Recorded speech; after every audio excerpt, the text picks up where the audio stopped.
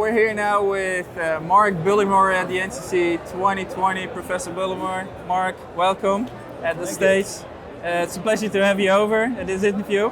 Mark is a renowned myopia management scientist and researcher, professor at the University at Houston.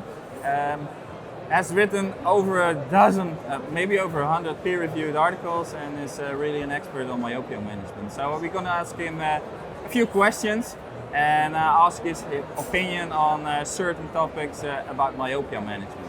So welcome. At first, what's your first impression at the NCC after 2.5 years of COVID? Yeah, it's great to be here. I mean, I've been to the NCC before, but people seem to have what I would call in the US cabin fever. You know, they're very excited to be outside, and very excited to be meeting in person, seeing old friends. It's, you know, I don't mind lecturing online and doing this dreaded Zoom CE, but it's nice to be in person. I have to put pants on. So it's a good meeting, and the energy is great. 1,500 people here. You must be very excited as an exhibitor that you've got so many customers here. It doesn't feel more like a high school reunion. No, it's always a little bit like coming to the Netherlands. You know, you feel that everybody knows everybody and you're an outsider, but I guess it's a Brexit thing. Okay. Okay, I have a question. You talked about in your lecture with Nicola Logan and Jack from Manicon about booby traps on myopia management. And I was wondering, can you tell us what your opinion is, what one of the biggest misconceptions is about myopia and its management? I could probably make a list of 10, some of which we covered today. But you know, I talked a little bit about the fact that there is no normal progression. It's very much dependent on the age of the child and the race of the child, and even what their family history is. These are all things that you need to consider on whether a child is progressing by a satisfactory or unsatisfactory amount. I think people are blindly prescribing 0.01% atropine, particularly our friends in ophthalmology, and that's not the best therapy. Most of our optical therapies are more effective. So if you're going to use atropine, use something that's a little more effective. What else do we talk about? There's things that we're still learning about, combination therapies, because let's face it, if you're going to put a child on atropine, you still need to correct their refractive error. Well, if they're young and progressing rapidly, why would you not combine atropine with a spectacle therapy or with orthokeratology? But of course, we don't have a lot of data on that really to figure it out. So you mentioned already that the effectiveness of low-dose atropine until 0.05 is practically not or maybe is optical intervention a similar effectiveness. Do you think that in the near future maybe low-dose atropine won't be prescribed as a first choice, and maybe optical intervention will be, for instance, with glasses or with lenses? Will be maybe the standard of care to start? I think it depends on the country, it depends on the scope of practice, it depends on who's delivering the care. So in countries where you have ophthalmology doing most of the work and optometry maybe doesn't exist, you're going to see atropine be the frontline therapy, and hopefully that will, they will be not prescribing 0.01, they'll be going to 0.025 or 0.05.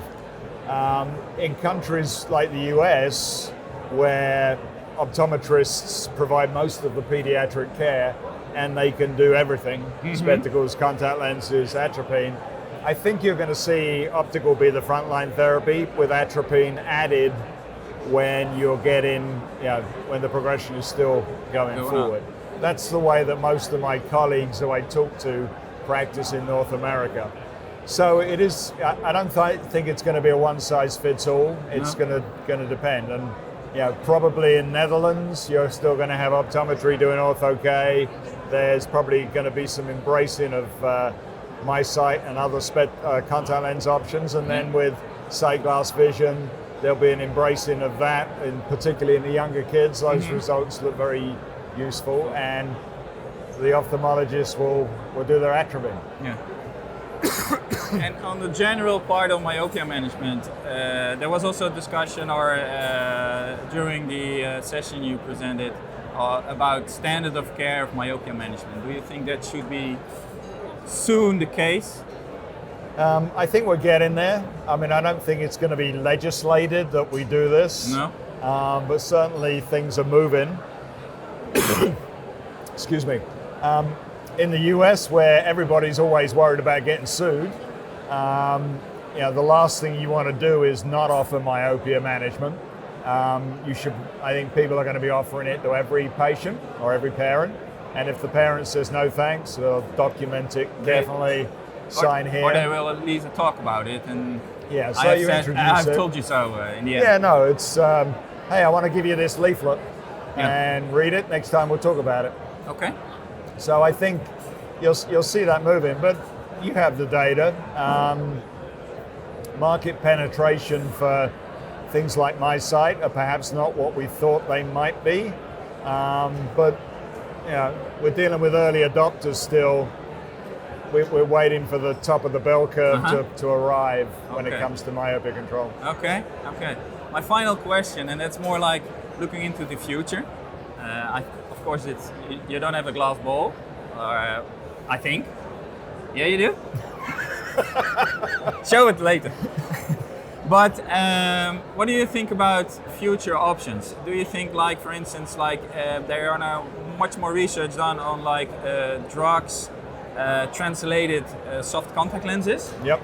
Would that be one of the options maybe available in the future for myopia management? No, I think any company that has a soft lens for myopia is probably looking at drug-eluting contact lenses for myopia control as an added option to do.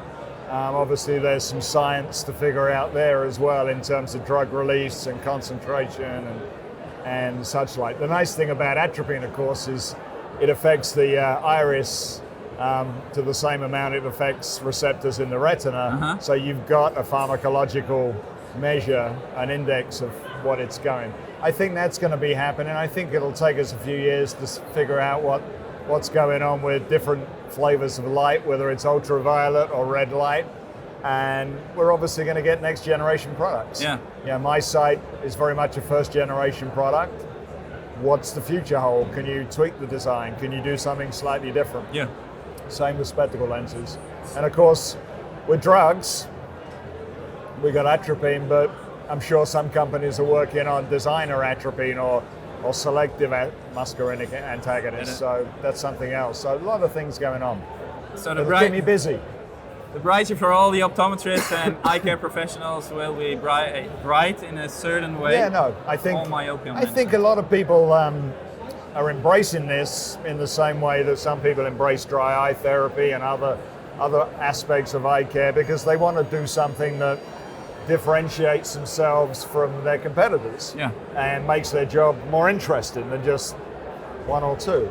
Okay. So I think it's great, and my advice would be, hey, the future's bright, but you got to keep up to date with these products, keep up to date with the research, so you can implement it and deliver the best care to your patients. So if you're talking about that ECPs should keep themselves updated. Come to the NCC every year. Yeah, or for every instance, 2 years. Yeah. So it's standard of education for an optometrist or an eye care professional, and also ophthalmology will be one of the one of the professions that everybody's coming to the party. All right. And all three of the O's, all the eye care practitioners. Okay. So thank you for being here. Hey, it's great to talk to you, Gabi. Again, and love your lectures and future lectures in the future. Thank you for watching this video with Mark Bullimore at the NCC 2022, Beyond 2022, and hopefully we see you at the next video soon.